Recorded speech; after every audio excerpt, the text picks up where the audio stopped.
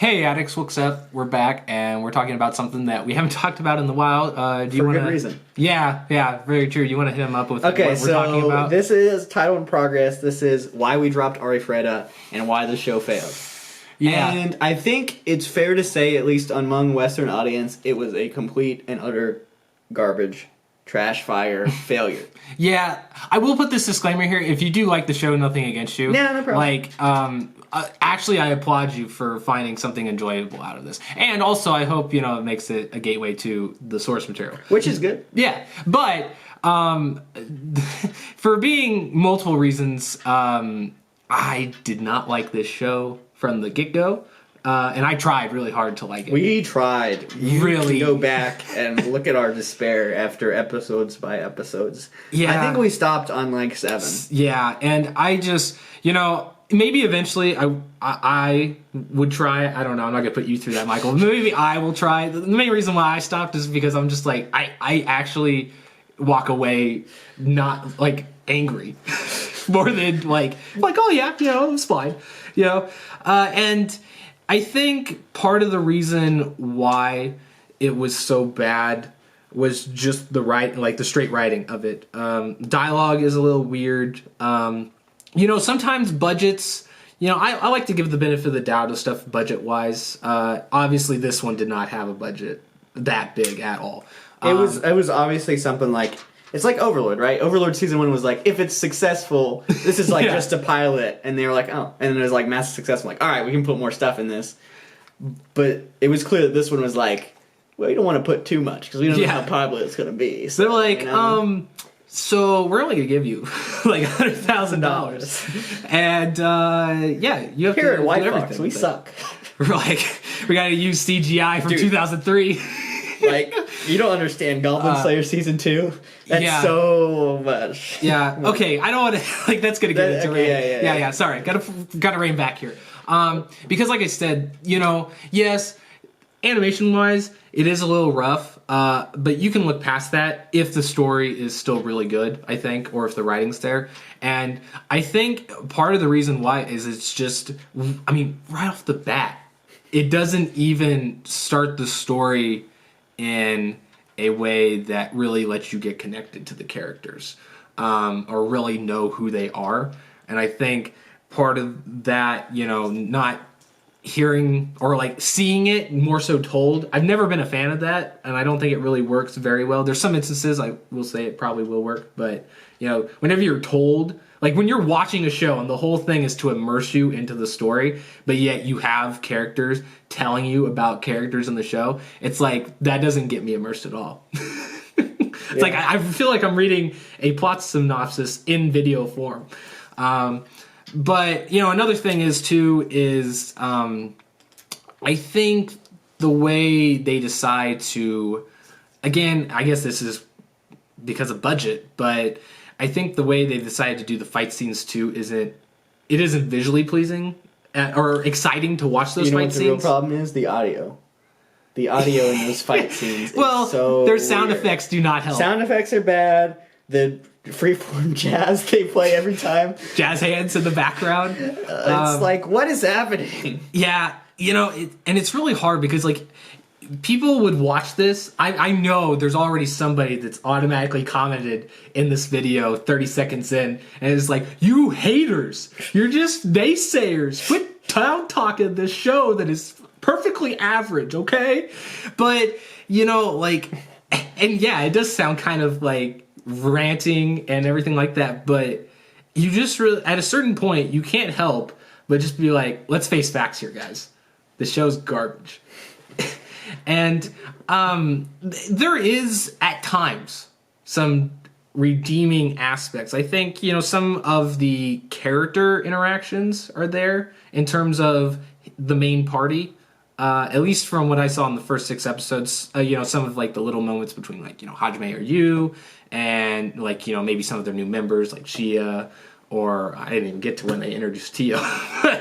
But those are probably like the standout moments for me. But overall, like, it's just really hard to get into an action show that they don't have good action, And I guess for more casual viewers, that's probably a big thing. For me, it's more of the story aspect, because even with, like, you know, as long as I'm seeing, like, the story played out all right, I think I get some sense of, like, wanting to watch it, you know? Because even at the end of the day, even if it's, like, terrible animation, you're like, oh, it's still cool that I'm watching the story play out beat for beat. But it's not beat for beat.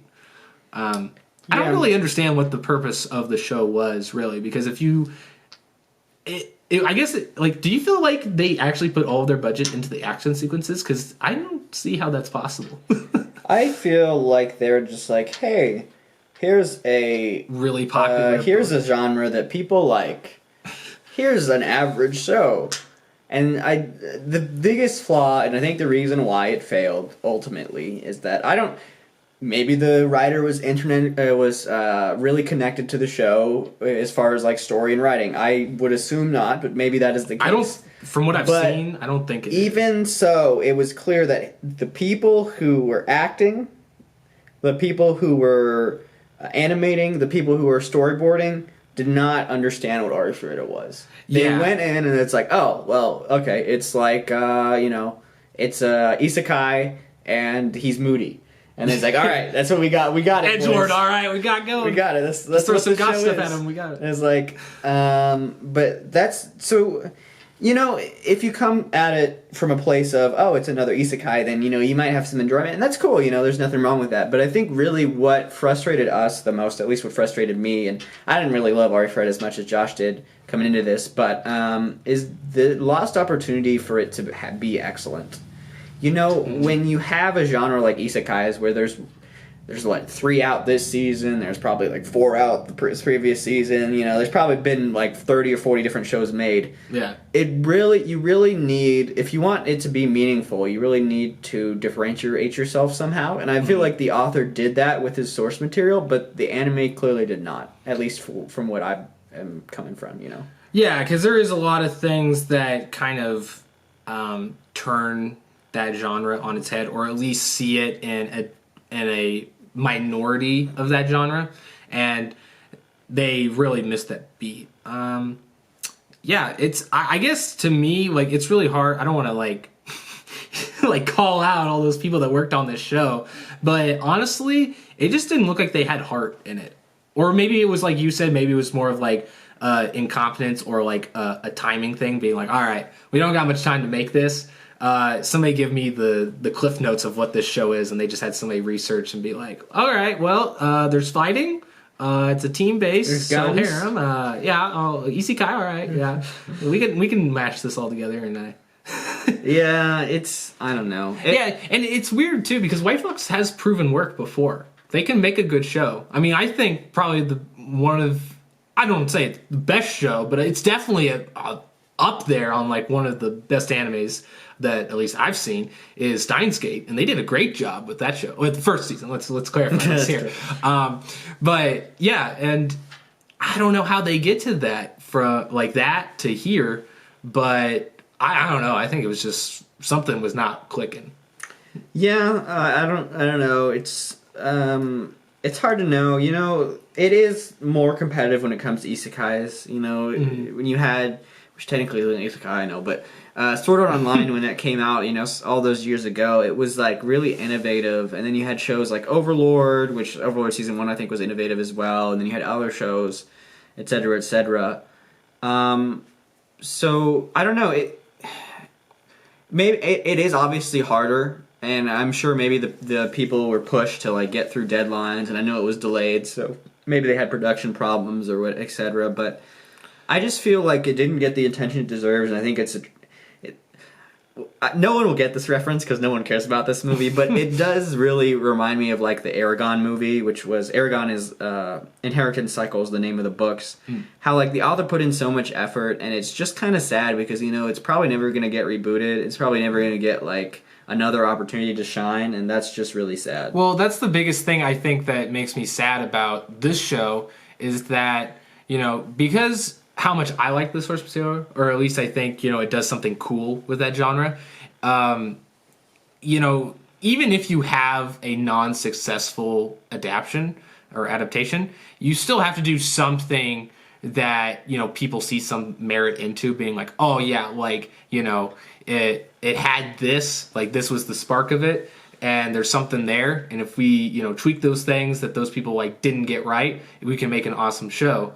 And I don't know if this would get another chance at adapting it. Now again, I don't know how well the show did overall In Japan, yeah, it's hard to I know. think actually I don't recall, but I think it actually did pretty good in some of the, like when it was actually airing, being on the top 10. So I don't know, maybe it was a success and people liked it more so. I think it's more of a shallow series personally, the anime version, because it just feels like one-dimensional, I guess is the best way to describe it. There's not much depth in the show version, which I think is like the saddest thing, because it's more, I don't want to say cartoony or kids oriented, but it kind of is, I feel like.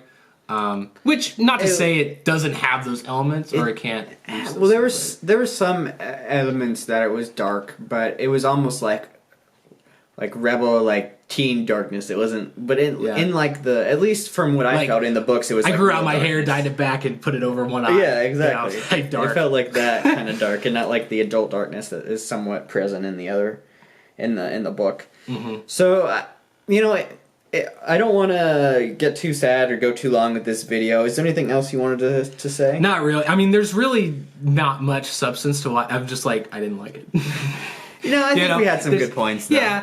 Yeah, there's, I would say that, CGI, we didn't talk about that yet. That was garbage. Yeah, I mean, but I don't even know, I don't know anything about, how much, I have heard that CGI costs less than drawing, just because you can reuse assets or reuse animations but change the textures or whatever.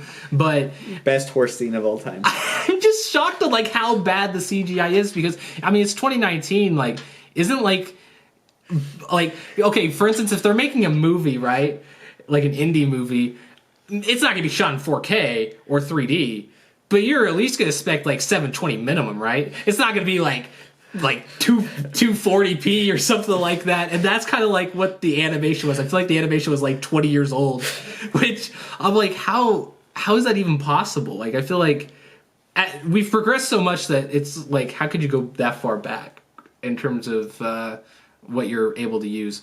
But yeah, the production was very, I think it was rushed actually, because I feel like when we did something on the channel, we did the trailer reaction, and I Googled it, or I searched it on YouTube, and I found that there was a trailer released at that time, a month or so before, and I was like, oh, I thought the show was coming out in 2020, 2021. So I don't know, maybe that was the instance, but either way, it's got PowerPoint presentation slides at the beginning. It's the best transitions I've ever seen in my entire life. It literally is oh, we need to go back and try to remake those slides. I think I can make that. I think that's a standard template. Yeah, I don't think on it's PowerPoint. even oh, it's so good. I'm not gonna don't get me wrong. I love PowerPoint. I'm just a simple man, but I think out of the YouTube channel with less than 200 subscribers, I make better PowerPoint slides than that show did. But yeah, it's it's not very good. But if you like it, good for you. I would say. And you know what, White Fox, keep it up. There was some redeeming qualities in Goblin Slayer. Yeah. So hopefully Goblin Slayer is good, and maybe you can get more budget and then put it into some other good source material. Before that, just please let Madhouse do stuff that's important. Yeah. I don't know. Who does Danmachi? Oh crap! I know this JC Staff. Yeah, JC Staff, and they did. Yeah, they did really well, and they did One Punch season 2. Yeah, so I don't know. I just feel like White Fox has, which I really hope that's their name because I almost got mind flooded. But I really hope that they can step it up, and I don't know. Maybe the strategy's working out for them, and it's a Japanese company, so it's based on what the Japanese audience wants. But I really feel like there's a long way for them to go in at least action series between them and JC Staff and Madhouse. Well, and that's the thing that's was kind of the weirdest thing to me about hearing White Fox doing Arifureta, because it's Arifureta is even though we said it's got some really good storytelling, at least in the book format. The fights make that series what it is, and it's so weird that a company that does good work but not in action form got this thing. I mean, granted, I would say Goblin Slayer was decent, a decent show. But a lot of their really good shows they don't have a lot of they're not action focused. Like Steins Gate, that's more like a thriller, drama type thing, show. And then ReZero's not really an action show, but it's a good show too. It is good with that. But I don't know. It's just weird. I don't know. Messed up. But yeah, if there is a season 2 of Arifureta, I do not know how that happened. But if it does, I hope it's better, You know what? And if we ever get to Japan, which we might, and I see that actor, I'd be like, hey, at least, thanks for trying. Yeah. Thanks for supporting something that you probably believed in at some point. I'll just stay here. I should have said this way before, but I do not diss any actor that does or has a bad portrayal of a character, because that's on the director of the show. The director, obviously, of this project did not do a very good job. So, thanks for sticking with it. You did the best you could with the material you were given. I'm just going to give you the benefit of that on that one. But I'd shake your hand. I'd get an autograph. And be like, hey, look. I definitely want to go to the author at a book signing, get something signed, and then say, I'm so sorry. I'm so sorry. Your show sucks. But because that can't be good. Yeah. I guess they say any publicity, even bad, is good publicity. But I don't know. Maybe he's starting a new series or something because he's done with that. But he's done with Arifureta now. Well, I guess. Well, he's got the side Zero, yeah, which is a good show or a good series. But anyway, so I think that's probably long enough for this video. Way too long, some would say. Yeah, way too long, some would say. We got more anime stuff coming out. We got Don Monchi stuff. Uh-huh. We got probably a review of what we're watching currently. We're going to have Rick and Morty here pretty soon, just around the corner. Which so I'm super excited for. Stay tuned for that, and book reviews, etc. So, anyway, have a good day not watching Arifureta. Yeah. And we will see you next time. Later, addicts. Peace.